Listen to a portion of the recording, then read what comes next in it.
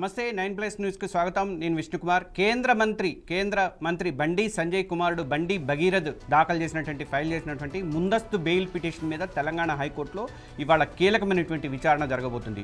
పేట్ Basheerabad police స్టేషన్లో నమోదైనటువంటి POCSO కేసులో అరెస్టుని తప్పించుకోవడానికి భగీరథ్ ఈ పిటిషన్ని ఫైల్ చేశారు. తన మీద నమోదైనటువంటి కేసులు రాజకీయ కుట్రని, విచారణకు తప్పకుండా సహకరిస్తానని చెప్పేసి భగీరథ్ 2 రోజుల క్రితం హైకోర్టుని అయితే ఆశ్రయించారు. ప్రస్తుతం హైకోర్టుకి సెలవులు ఉండడంతో ఈ పిటిషన్ ప్రత్యేక వెకేషన్ కోర్టు అయితే విచారించబోతుంది. ఇంకా మరోవైపు బండి భగీరథ్ కోసం సైబరాబాద్ పోలీసులు ముమ్మర గాలింపు అయితే చేస్తున్నారు, వెతుకుతున్నారు బాగా. విచారణకు హాజరు కాకపోవడంతో నిన్న విచారణకు హాజరు కావాల్సింది, కానీ విచారణకు హాజరు కాలేదు. దాంతో ఈ కేసు అనేది ఇంకా టెన్షన్గా మారింది అనమాట. ఇక పోలీసుల దర్యాప్తులో కీలకమైనటువంటి విషయం కూడా బయటపడింది. భగీరథ్ మొబైల్ ఫోను చివరిసారిగా ఆయన మేనమామ వంశీకృష్ణ ఇంటి దగ్గరే స్విచ్ ఆఫ్ అయినట్లుగా కూడా పోలీసులు అయితే గుర్తించారు.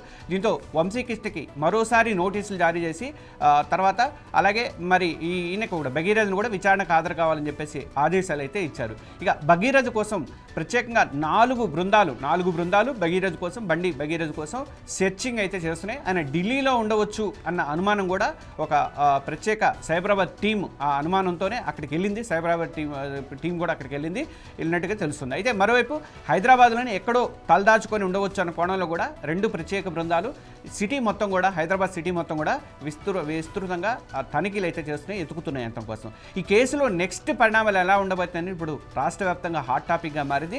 అంతేకాదు నిన్న ఈయన బండి భగీరథ్ ఒక లెటర్ కూడా రాశాడు పోలీసులకి. నేను 15th నాడు పోలీసుల దగ్గర అటెండ్ అవుతాను అని చెప్పేసి ఒక లెటర్ కూడా రాశాడు. అంటే 15th ఇంకా టైం ఉంది కాబట్టి ఈలోగానే అతన్ని అరెస్ట్ చూపించాలని చెప్పి పోలీసులు అయితే ఒకవైపున ముమ్మరంగా ప్రయత్నం అయితే చేస్తున్నారు. భగీరథ్ ఏదో కొన్ని పేపర్లు, డాక్యుమెంట్లు, ఎందుకంటే ఇది పోక్సో కేసు పెట్టారు కాబట్టి ఆమె మైనర్ కాదు మేజర్ అని నిరూపించడానికి దానికి సంబంధించినటువంటి ఏదో కొన్ని పేపర్లు కూడా కలెక్ట్ చేసినట్టుగా కూడా, నేను ఎవిడెన్స్లతో సహా వచ్చి మీ దగ్గరికి వస్తాను అని చెప్పేసి ఆయన అయితే చెప్పినట్టుగా నిన్నైతే రాసిన లెటర్లో అయితే తెలుస్తుంది. సిటీ ముందు 15వ తారీఖు నాడు అటెండ్ కాబోతున్నారు. అయితే అసలు ఈ మొత్తం వ్యవహారం మీద పోలీసుల విచారణ ఎలా ఉంది, అలాగే బండి భగీరథ్కి సంబంధించినటువంటి వాళ్ళ కోర్టులో ముందస్తు బెయిల్ పిటిషను, ఇలాంటి అంశాలన్నీ మాట్లాడేందుకు మనతో మా వరంగల్ అండ్ కరీంనగర్ రిపోర్టర్ సుధాకర్ లైవ్లో ఉన్నారు. సుధాకర్, ఏంటి ఇవాళ ముందస్తు బెయిల్ పిటిషన్ మీద విచారణకు వస్తుందంటున్నారు, అట్లా పోలీసులు ఎట్లాంటి ఎత్తుకుతున్నారు అక్కడ కరీంనగర్లో? ముఖ్యంగా కరీంనగర్లోనే వాళ్ళ మేనమామ ఇంట్లో స్విచ్ ఆఫ్ అయింది అంటున్నారు కాబట్టి దీనికి సంబంధించి మీ దగ్గర ఉండే ఇన్ఫర్మేషన్ ఏంటి? థ్యాంక్ యూ అండి. బండి భగీరథపై పోస్కో కేసు గత నెల 12వ తారీఖు నాడు నమోదైంది. 10వ తారీఖు నాడు పోస్కో కేసు నమోదు కావడంతో పాటు దీంతో పాటు 12వ తారీఖు విచారణ హైకోర్టు ఈ రోజు మధ్యాహ్నం బెంచ్ దాన్ని పిటిషన్ వాయిదా వేయడం జరిగింది. దీంతో పాటు బండి భగీరథి కూడా పోలీసులు నోటీసులు కూడా ఇవ్వడం జరిగింది. ఎందుకంటే వాళ్ళు సిట్ ముందు వచ్చి హాజరు కావాలన్న అతనికి సంబంధించిన లాయర్లు, అతనికి సంబంధించిన వారు 15వ తారీఖు నాడు వచ్చి విచారణకు హాజరవుతారని చెప్పడం జరిగింది. కానీ దీనికంటే ముందస్తుగానే పోలీసులు అతన్ని అరెస్ట్ చూపించాలని చెప్పేసి ఒక కోణంలో వారు పోలీసులు ఒక 4 బృందాలుగా విడిపోయి 2 బృందాలు హైదరాబాద్ లో, 1 బృందం ఢిల్లీలో, మరొక బృందం కరీంనగర్ లో మొత్తం వెతుకులాడకు అతని పైన మొత్తం అతనికి ఎవరైతే సర్కిల్ ఉందో అతను ఎక్కడెక్కడ తిరుగుతాడో అనే ఒక ప్రాంతాల ముఖ్యంగా గుర్తించి దానితో పాటు వాళ్ళు అక్కడికి పోవడం జరుగుతుంది. అదే కాకుండా చూస్తే అతని యొక్క మొబైల్ ఫోన్ మొదటగా అతని మేనమామ బండి భగీరథ్ పోస్కో కేసు ఉండడంతో పాటు చివరిగా అతని మేనమామైన వంశీకృష్ణ ఇంట్లో బండి భగీరథ్ ఫోన్ స్విచ్ ఆఫ్ అయిందని చెప్పేసి పోలీసులు గుర్తించడం జరిగింది. దీనికి సంబంధించి విచారణకు బండి భగీరథిని తీసుకురావాలని చెప్పి మేనమామ వంశీకృష్ణకు మరోసారి కూడా నోటీసులు జారీ చేయడం జరిగింది. భగీరథి కోసం పోలీసులు మొత్తం బృందాలుగా విడిపోయి ఇటు సైబరాబాద్ టీంలతో పాటు హైదరాబాద్ సంబంధించిన టీములు కూడా మొత్తం తిరగడం జరుగుతుంది. అదే కాకుండా కరీంనగర్ కి సంబంధించిన మరికొంతమంది ఇంటెలిజెన్స్ కానీ ఎస్బీ వారు కూడా ఈ యొక్క భార్గవ్ గురించి, భగీరథి గురించి మొత్తం పెద్ద ఎత్తున కూడా వేట కొనసాగిస్తున్నారని చెప్పి తెలుస్తుంది. ఇదే కాకుండా చూస్తే దీనికి సంబంధించి నిన్న భగీరథికి సంబంధించిన ఏదైతే పిటిషన్ ఉందో దాన్ని ఈమెయిల్ ద్వారా పంపించడం జరిగింది. ఎందుకంటే ఈమెయిల్ ద్వారా పంపించడంతో పాటు అతను ఎక్కడ ఉన్నాడు ఏందనేది కూడా తెలుసుకోలేని పరిస్థితి ఉంటుంది. ఎందుకంటే ఈమెయిల్ ఎక్కడి నుంచి చేసినా అనేది మనకు తెలియదు. ఎందుకంటే అతని మెయిల్కి ఎలా వస్తుంది, కాకపోతే అది ఏ ప్రాంతం నుంచి వచ్చిందనేది కూడా ఫైండ్ అవుట్ చేయలేని పరిస్థితి ఉంది. కాబట్టి అది ఒక తెలివిగా అట్లా చేసి తప్పించుకున్నారని చెప్పడం జరుగుతుంది. ఇదే కాకుండా చూస్తే భగీరథి రేపు ఉదయం పోలీసుల ముందు కూడా హాజరవుతామని చెప్పేసి హైకోర్టులో వస్తామని చెప్పడం జరుగుతుంది. దీనిపైన కూడా మొత్తం పూర్తి స్థాయిగా పరిశీలించిన తర్వాతనే ఒక బండి భగీరథ పైన చర్యలు తప్పనిసరి తీసుకోవాలని చెప్పేసి కూడా ఇటు పోలీస్ శాఖ కూడా మొత్తం సిద్ధమవుతుందని చెప్తున్నారు. ఇదే కాకుండా విచారణకు సహకరిస్తామని చెప్పేసి బండి భగీరథి కూడా చెప్పడం జరుగుతుంది. పోస్కో కేసులో నిందితులైన భగీరథి ఏటకేలకు స్పందించారు. బుధవారం మధ్యాహ్నం 2 గంటల లోపు విచారణకు హాజరు కావాలని చెప్పేసి పోలీసులు నోటీసు జారీ చేయగా ఆలస్యంగా సాయంత్రం 6 గంటల తర్వాత భగీరథి స్పందించాడు. ఈ మేరకు స్టేషన్ హౌస్ ఆఫీసర్ SHOకు ఒక లేఖ పంపించారు. లేఖతో పాటు ఒక ఈమెయిల్ కూడా పంపించడం జరిగింది. ఈ నోటీసులు అందుకున్న తర్వాత కేసుకు దర్యాప్తు పూర్తిగా సహకరిస్తామని చెప్పి తెలుపుతున్నారు. పోలీసులు విచారణకు హాజరు కావడానికి తనకు ఎటువంటి అభ్యంతరాలు లేదని చెప్పి అంతేకాకుండా తక్కువ సమయం నాకు ఇవ్వడంతో పాటు నేను రాలేకపోతున్నా అని చెప్పేసి పోలీసులకు కూడా నోటీస్ ద్వారా అతని యొక్క అభిప్రాయాన్ని వ్యక్తిగతంగా వెల్లడించడం జరిగింది. ఇదే కాకుండా చూస్తే మరోసారి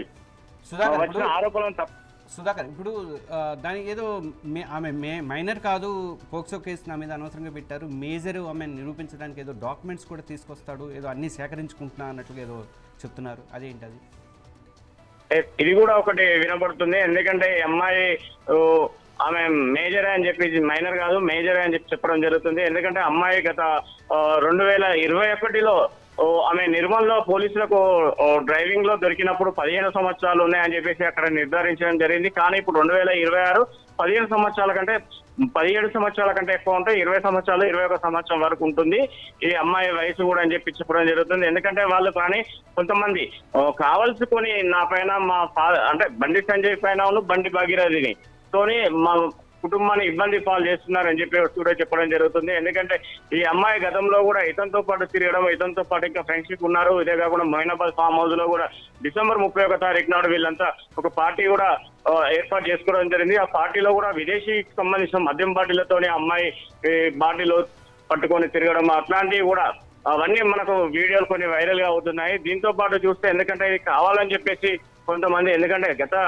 డిసెంబర్ లో పెట్టిన కేసు మరి ఇప్పుడు మేలో ఎందుకు దీన్ని మళ్ళీ తిరగదీశారు? ఇప్పటి వరకు గతంలో ఎన్నలేని విధానంగా మోడీ వచ్చే ముందు ఇవన్నీ ఎందుకు చేస్తున్నారు? ఇవన్నీ ఒక కోణంలో చూసుకుంటే మొత్తానికి ఇది ఒక రాజకీయ కుట్రగానే అవపడుతుందని చెప్పేసి ఇటు కాంగ్రెస్ బీజేపీ వాళ్ళు అయితే వాదించడం జరుగుతుంది. ఇదే కాకుండా చూస్తే గత 3-4 రోజులను చూస్తే బీజేపీ పైన కాంగ్రెస్ వారును బీఆర్ఎస్ పార్టీకి సంబంధించిన వారు ప్రతి ఒక్కరు కూడా వీళ్ళ పైన ఆవాకులు చివాకులు చేయడం కాకుండా బండి సంజయ్ని బర్తరఫ్ చేయాలి, బండి సంజయ్ని ఆయన కేంద్ర మంత్రికి రాజీనామా చేయాలని చెప్పేసి అతని కొడుకు ఎట్లయినా శిక్ష చేయాలని చెప్పి ఇలా రకరకాలుగా వాదనలు వినిపిస్తున్నాయి. కొన్ని ముఖ్యంగా చూస్తే ఇప్పుడు కాంగ్రెస్ పార్టీకి సంబంధించిన రాష్ట్ర మహిళా నాయకురాలు అయితే ఎవరైతే ఉన్నారో రాష్ట్ర మహిళా అధ్యక్షురాలు ఎర్రబెల్లి స్వర్ణ, మరికొంతమంది ఆకుల లత, ఇందిరా, వీళ్ళంతా నేరల్ల ఇందిరా వీళ్ళంతా కలిసి కూడా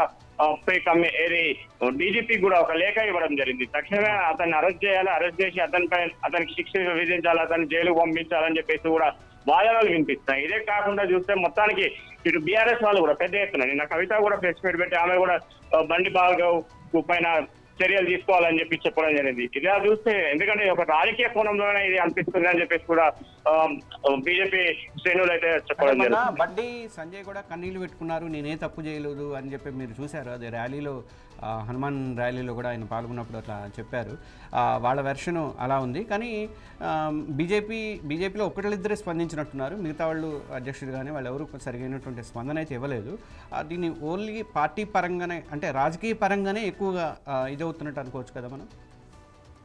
కరెక్ట్. ఇది ఎందుకంటే బీజేపీ పార్టీకి సంబంధించిన రాష్ట్ర అధ్యక్షుడు రామచంద్ర కూడా ఒకటే అన్నారు, ఎవరు తప్పు చేసినా తప్పుకు శిక్ష అనుభవించవలసిందే. ఈ రోజు బండి సంజయ్ కొడుకైనా పర్లేదు, సామాన్యమైన వ్యక్తి అయినా పర్లేదు. కాకపోతే ఎందుకంటే ఎవరిపైన ఎలాంటి చర్యలు తీసుకుంటారో అలాంటి చర్యలు తీసుకోవడం, ఎవరు తప్పు చేసినా ఎవరి తప్పులు అనేది కూడా అదంతా కోర్టు చూసుకుంటుంది, దాని తర్వాత పోలీసు వాళ్ళు చూసుకుంటారు అని చెప్పేసి వారు కూడా చెప్పడం జరుగుతుంది. ఇది మొన్న కరీంనగర్ లో జరిగిన హనుమాన్ జయంతి రోజు, పెద్ద హనుమాన్ జయంతి రోజు కరీంనగర్ లో జరిగిన ర్యాలీలో బండి సంజయ్ బహిరంగంగా చెప్పారు, ఎవరైనా తప్పు చేసినా కూడా తప్పుకు తలవంచవలసిందే, నా కొడుకైనా పర్లేదు, ఇంకా ఎవరైనా పర్వాలేదు, నేను తప్పు చేసి దేనికైనా సిద్ధంగా ఉంటా అని చెప్పడం జరిగింది. కానీ నా కొడుకు ఎలాంటి తప్పు చేయలేదు, నా కొడుకు సరైన ముత్యంలాగా మళ్ళీ తిరిగి బయటకు వస్తారు. ఎందుకంటే నా పైన నన్ను ఎదుర్కొనే సత్తా వారి దగ్గర లేకపోవడంతో పాటు ఇతర రాజకీయ నాయకులు ఎవరైతే ఉన్నారో బీఆర్ఎస్ కానీ కాంగ్రెస్ పార్టీకి సంబంధించిన నాయకులు నా పైన ఇలాంటి నన్ను ఎదుర్కోలేక ఇలా చేస్తున్నారని చెప్పడం జరుగుతుంది. నేను ఒక సామాన్యమైన కార్యకర్త నుంచి ఇలా కేంద్ర మంత్రి దాకా ఎదిగినా అంటే అది నా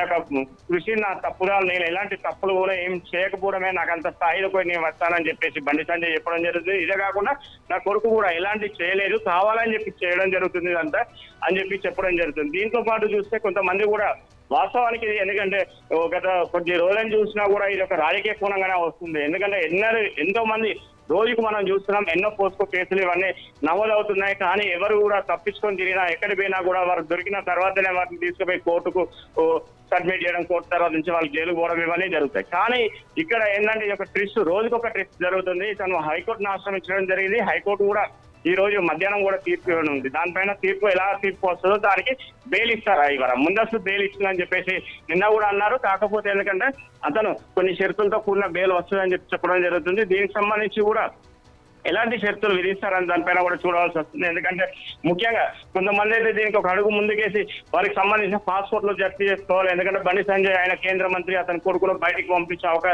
విదేశాలకు పారిపోయే అవకాశాలు కూడా ఉంటాయని చెప్పడం జరుగుతుంది. ఈ యొక్క పోస్కో కేసు సంబంధించిన దాంట్లో నేను నా కొడుకు బయటికి పోవాల్సిన అవసరం లేదు, మేము ఎప్పటికైనా అందరికి సహకరిస్తామని చెప్పి కూడా బండి సంజయ్ కూడా చెప్పడం జరుగుతుంది. Okay Sudhakar, thank you. మొత్తానికైతే బండి భగీరథకి ముందస్తు బెయిల్ వస్తుందా లేదా అనేది ఇంకా ఒక 2-3 గంటలలో తేలిపోతుంది. ఇప్పుడు ప్రస్తుతం కోర్టులో ఉన్నది ఆ బెయిల్. సుధాకర్ చెప్పినట్టుగా మరి ఏమైనా కొన్ని కండిషన్స్ పెడతారా లేకపోతే ఏంటి అనేది, మొత్తానికైతే మొత్తం చట్టం తన పని తను చేసుకుపోయే ఇదైతే అవకాశం అయితే ఇవ్వాలి. ఇస్తేనే అప్పుడు అది అన్యాయం జరిగిందా న్యాయం జరిగిందా ఏంటనేది కోర్టు తెలిస్తే కాబట్టి మనం ఎవరూ డిసైడ్ చేసేవాళ్ళం కాదు. కాబట్టి కంపల్సరీగా అది కోర్టు దాకా వెళ్ళాలి, అతను అరెస్ట్ అవ్వాల్సిందే కంపల్సరీగా. దానికి సంబంధించినటువంటి ఆ ప్రొసీజర్ అంతా, ఆ న్యాయ విచారణ అంతా జరగాల్సిందే. చూద్దాం, ఇంకొక 2-3 గంటల్లో వచ్చే అవకాశాలు అయితే ఉన్నాయి. మేము ఎప్పటికప్పుడు 9+ న్యూస్ నుంచి దానికి సంబంధించినటువంటి అప్డేట్స్ అన్నీ అందిస్తూ ఉంటాము. ఇది ఇప్పుడు ప్రస్తుతం ఉన్నటువంటి బ్రేకింగ్ న్యూస్. Thank you.